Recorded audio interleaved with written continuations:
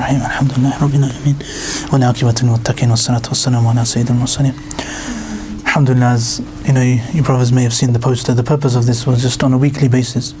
We have some kind of effort that we ourselves as individuals, we learn something about Islam, about the religion, and how ideally we use it as a spiritual guide, so that how we can do certain things on a weekly basis and try and improve on a weekly basis to do things which make us closer to Allah, which make us know more about Islam, and generally make us more knowledgeable about the religion. And the topics, hopefully, they'll be discussed inshallah, and they're very open, but generally we're going to try and pick on things which are as relevant as possible. So things which apply to us, something which on a weekly basis we can listen to it, then once we've heard it we can take it away and actually practically implement it in our lives.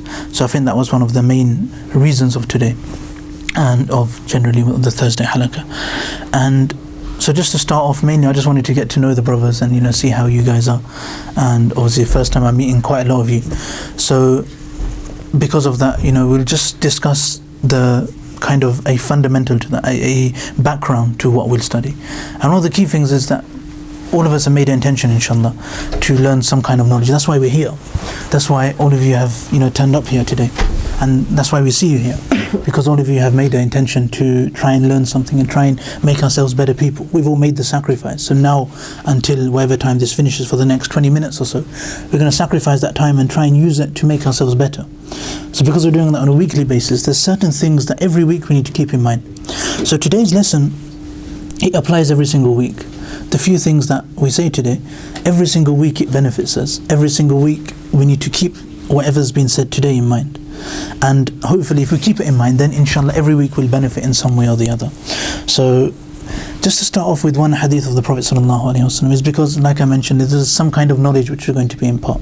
So the Prophet ﷺ, he said that man talaba al-ilm liyujariya bihi al-ulama أو ليماري به السفهاء أو ليصرف به وجوه الناس إليه أدخله الله النار. Now there's very severe warning inside this hadith, and the Prophet ﷺ gives a very, very severe warning of hell for three people who seek knowledge. However, the reason they seek knowledge is not for the sake of Allah subhanahu wa ta'ala. So this is the first thing. Now for those of us that have had the opportunity to open the Sahih of Imam Bukhari rahimahullah, or even Riyadh al-Salihin of Imam Muslim, I think there's a couple of copies here. Those of us that have seen the first hadith, why is it that Imam Bukhari, he brings the first hadith, which is a very simple hadith, which is al-a'malu bin-niyyat?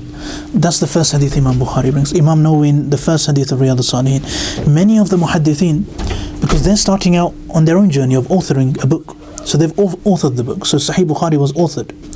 Now when Imam Bukhari was authoring this, the first thing he wanted to remind himself and all of the readers, we as students of that book, when you read the book, the whole of the rest of the book, we need to keep this first hadith in mind, that everything we do it solely for the sake of Allah subhanahu wa ta'ala.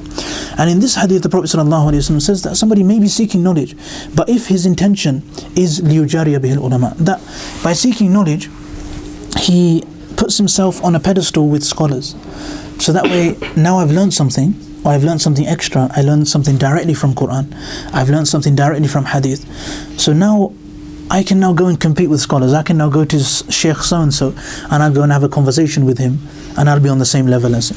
So then I can debate with him, or to the extent that I may learn something which the scholar may not even know, so I can try and talk down to the scholar. This is how a person, he does these kind of things. And the way a person would get to this stage of trying to compete with a scholar is by seeking knowledge. So if before seeking knowledge a person has made this intention, then the Prophet ﷺ gives a very severe warning. The second thing is liyumariya bihi as-sufaha. So you have certain people who don't know much. So you have the people who haven't learned much knowledge. So one person who attends a halaqah, who does seek knowledge, is going to automatically know something which the average person will not know. So then the Prophet ﷺ says, if your intention is that you go to these people who don't know, and then you look down on them, and you think, I know something and you don't know. If this is your intention, then the Prophet ﷺ warns against this as well. And the third reason, and these are very general reasons, these are things that the Prophet ﷺ says, لِيَصْرِفَ بِهِ وُجُوهَ النَّاسِ إِلَيْهِ, that generally you turn, everyone's face literally turns towards you. You get attention. so that you yourself, everybody looks at you, everybody looks up to you, for some kind of respect from the people. So these are the three things the Prophet ﷺ says. And he starts off the hadith, man talab al-ilm, whoever seeks knowledge for the three wrong reasons, then this person will be punished. So this is how the Prophet ﷺ explains. So now this is very important for us, so that we as people, we keep this throughout, every single week whenever we come. If Allah gives us tawfiq to come and attend, we keep this in mind, that today I've come, my aim is solely for the sake of Allah subhanahu wa ta'ala. And this is something which we can regularly assess, because otherwise, very often, especially what happens is, many a time when we're listening to the dars, instead of thinking how it affects me or how it improves my life, sometimes we're thinking of other people already.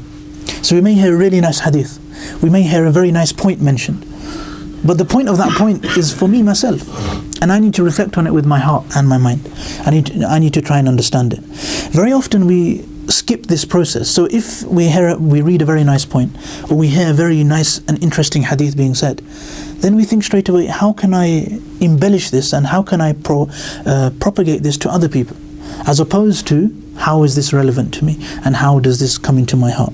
And this is something which happens with the heart. And this is the whole point of all knowledge. This is the point of us coming here today. And for every week, inshallah, this is the point of it. The point is that we learn certain things which we bring into our own lives. So as soon as we hear it, we try and keep that in mind, that how is it that this thing is going to benefit me? And we come for the sake of Allah subhanahu wa ta'ala. This is the ikhlas that we have. And very often we'll notice this, going back to the original hadith of the Prophet sallallahu alaihi wasallam, that talabul ilm, as we know, is something which is very rewarding. We're always rewarded for learning knowledge. So the Prophet ﷺ, he singles out certain people. In all three, they do the action of talabul ilm, but they do it for riyah. They do it to show other people, essentially. So now we need to realize that we stay away from riyah. We stay away from showing other people. And one of the key ways we do this is that we realize for ourselves, if we haven't experienced doing something solely for the sake of Allah yet, then we're really missing out. So if the only reason we seek knowledge or we come to this halaqah is so that we learn something to propagate to somebody else, or we make ourselves be able to go and look down upon somebody who doesn't know, or we get the attention of people, if the intention from the beginning is for other people, so other people think I'm clever, or so that I can show off to other people, if that's the intention, then this shows that we ourselves as individuals, until today, we've kind of been deprived of doing an action for the sake of Allah subhanahu wa ta'ala. And this is a really important point, that until today, have I actually managed to do anything which has been solely, the only reason I've done that thing is so that Allah subhanahu wa ta'ala is happy with me. And this same thing happens within knowledge. Many a times we may learn something and then we'll think, how can I promote this to other people? And this is something which isn't really the point of learning that knowledge. The point of that knowledge is how I myself become a better person. Otherwise, if everyone makes the intention of other people, then we'll never learn anything. We'll never get anywhere. So every individual here ourselves, this is the first time we all try and make this intention, that my intention will always be pure for the sake of Allah subhanahu wa ta'ala. And inshallah, the point is that if we don't make that intention, if we carry on doing things for ourselves, then we'll be deprived of that beauty, that really sweet feeling which a person gets. When a person does something solely for the sake of Allah, he gets a really, really nice feeling himself.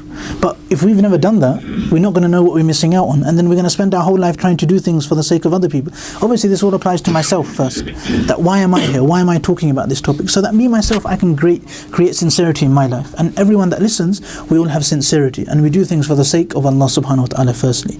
And then it won't matter. For me, it won't matter if none of you come, because I've come with a sincere intention. So even if there's only one person here or two people here, it doesn't make that much difference, because we're all here for the sake of Allah. And you brothers, you'll all make a point of coming. Everybody here will understand the importance, because we're coming for ourselves. There's no external reason. It doesn't matter as long as I'm taking something away and improving my own life, then there's something which I can learn. Now, to put this all into the context of talabul ilm, that we understand that we're learning knowledge, so how can we learn knowledge for ourselves? So this is the point. Sometimes we open the Quran and we recite the Quran, and if we understand the Quran, we take the lessons directly for ourselves. Instead of reading the Quran and thinking, oh, this ayah is so good, I can say this if I'm ever speaking about the hereafter. Or this ayah is so good, I can say this to emphasize on Tawheed. Or this hadith is so good, I can say this for so and so point. First ourselves, we just apply it into our own lives and see, how is my life in comparison to that ayah? Sometimes we read the seerah, and we don't read the seerah to teach other people. We read seerah, so how can the life of the Prophet ﷺ, how can I benefit from the beauty of his life? So these are different ways that we can benefit. And this will only happen, we'll only have the ability to open the Quran when we've tasted doing something for the sake of Allah. We'll only be able to read seerah and have only the intention of Allah if we've tasted that me and Allah, Allah is watching and knows that I've done that. So first we have to take people out of the equation, and that's when we'll realize the sweetness of doing something for the sake of Allah subhanahu wa ta'ala. And one of the key ways of doing that is picking actions and making sure that we ourselves on a daily basis, we are doing something with ikhlas. We are doing something with sincerity. And when we do that, we pick something very, maybe simple thing, just like, you know, the way when we want to do something evil sometimes. We want to do something which people don't think is great. Now, we're not going to go in public and come into the prayer room and try and carry out that thing. We're going to do it privately. In the same way, scholars mention in the tafasir of certain ayat of the Quran, that when you want to do something, even if it's good, to ensure that ikhlas is there, you try and make sure you do it when nobody is watching you. Nobody is seeing you, and nobody can see you do that action. And this is something which will really benefit us. So we will make a point of that. We come here for our own purpose. We come here, we learn about something about Islam and how it can improve me as an individual. And this is very, very important. And this actually indicates towards a more generic principle of Islam, which is being optimistic and also being pragmatic as well. Pragmatism, as we all know, it means that everything that we can do, it's possible. It's something we can achieve. It's not beyond our reach. We're not aiming to resolve every problem in the world. We're aiming for something very, very possible. And this is something which is very important in Islam. لَا يُكَلِّفُ اللَّهُ نَفْسًا إِلَّا وُسْعَهَا. This wus'ah is something we all have. This is our potential.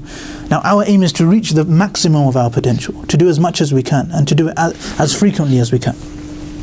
Otherwise, many people we see, and for those of us that have conversations, we may very often, when we sit down with our friends, what do we actually talk about?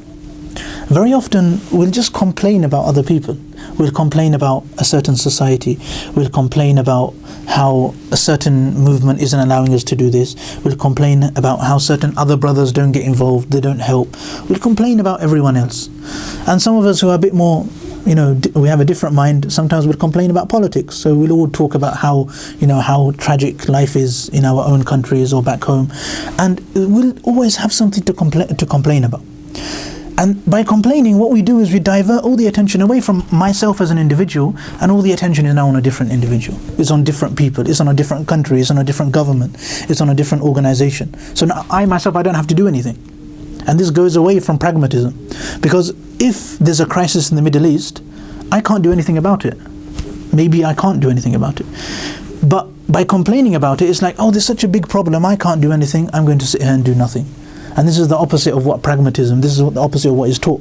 By complaining, and this is going back to the original point, when we have ikhlas, and we're doing things only for Allah, we're not doing things to show other people, we're not doing things so my organization gets a big name, we're not doing things to show off, then automatically pragmatism will come into it. Because now I'm doing things which I know will get me myself, because when we focus on ourselves and we have ikhlas, if I focus on myself, the action I'm doing will get me, I'll achieve something for myself. I myself will become a better person. So now because we've achieved something, we've now made Islam pragmatic for ourselves. And we've acted within that wus'ah which Allah has given us. Rather than complaining about something beyond my control and then saying I can't do anything. So now what is within our control, inshallah, is on a Thursday trying to come here. So this is one thing we try and keep continuous, and we come regularly. And we realize this is my thing which I'm going to do for Allah, and I'm going to become closer to Allah by means of whatever I learn. And most importantly is whatever I do learn, as everything else comes under the banner, that we don't do it with the intention of competing with scholars. We don't want to, you know, go and belittle everyone else. We don't want everyone to yasrif wujuhahum ilayna. We don't want them to all start looking at us. We want to do it solely for the sake of Allah. And this is one thing. Another thing is, pragmatism is one principle. Another principle of Islam is optimism. Is that instead of complaining about things, we actually do things. And we realize that we as individuals, we have the possibility of doing things. Now the world is made up of communities. The university is made up of us as students, and then our friends, our group of friends.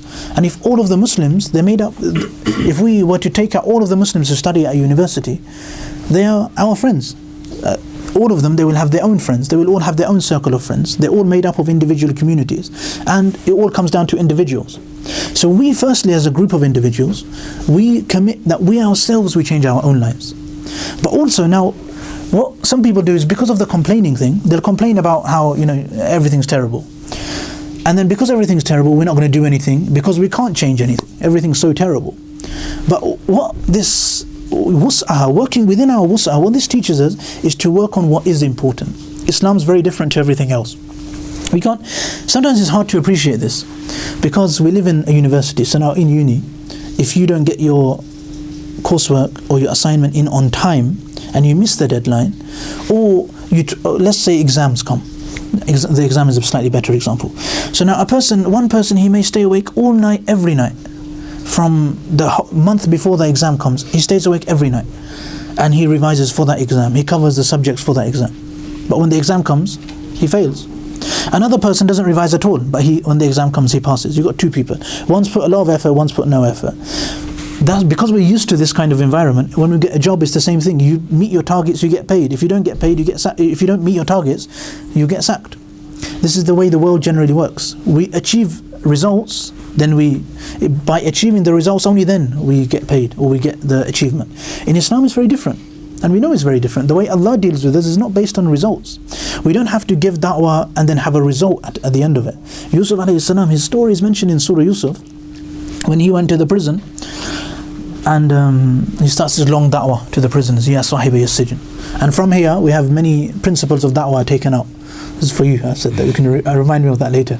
But many principles of da'wah are taken out from this story. Now, most importantly for us, what do we learn in this optimism thing is that Yusuf alayhi salam gives da'wah.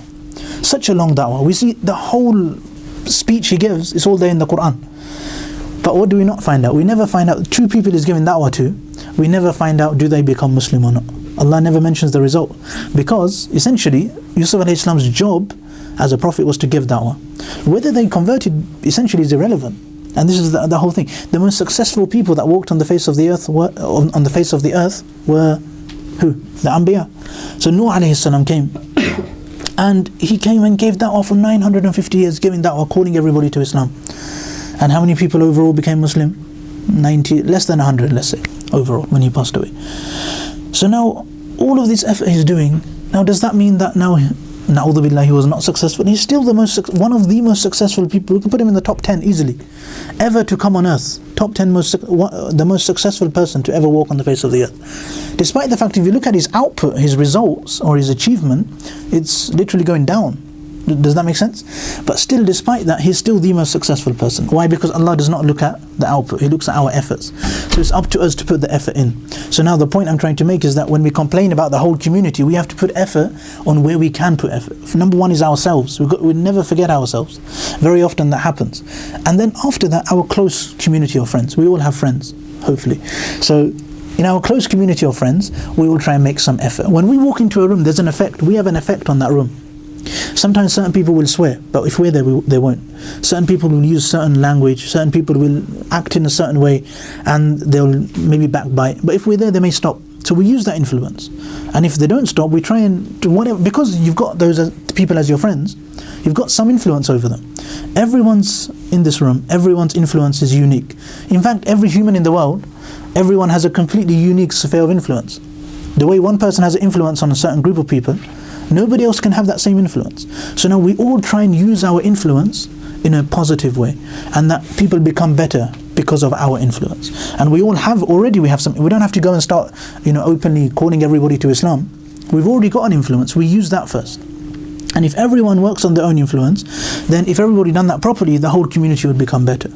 So this is something which creates optimism within all of us. We have the ability to become better and to make everyone else better. We ourselves have the ability to change the face of the university and to change in essence, to make the community which we have here much bigger and to make the way that the Muslims perceive Islam a lot better. We all have that effort within ourselves. We all have that potential within ourselves.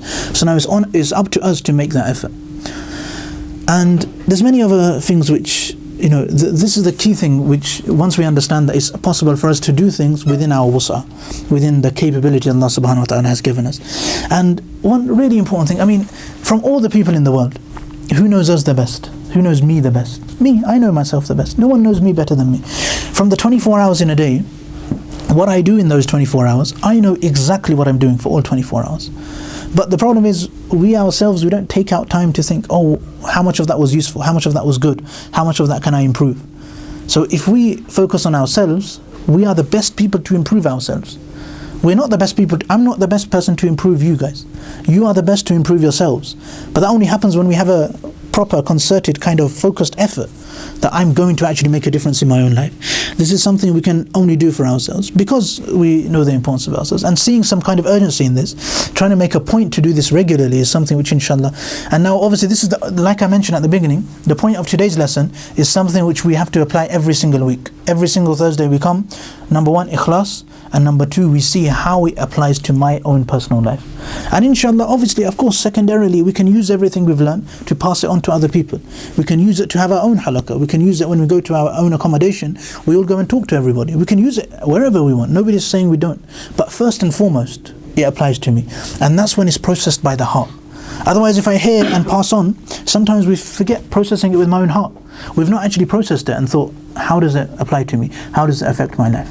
So this is something which inshallah, the more we focus on this thing, the more we can improve. How long was it meant to be? First lesson, so just 25 minutes. So inshallah, so we'll keep it about 25 minutes inshallah, 30. And then inshallah, also from next week definitely we'll have a Q&A, not next week. Next week there's Sheikh Asim's coming in it. Yeah. So the week after, so in 2 weeks inshallah, that's when we'll carry on inshallah. Also after the main halaqa we'll have a Q&A as well inshallah.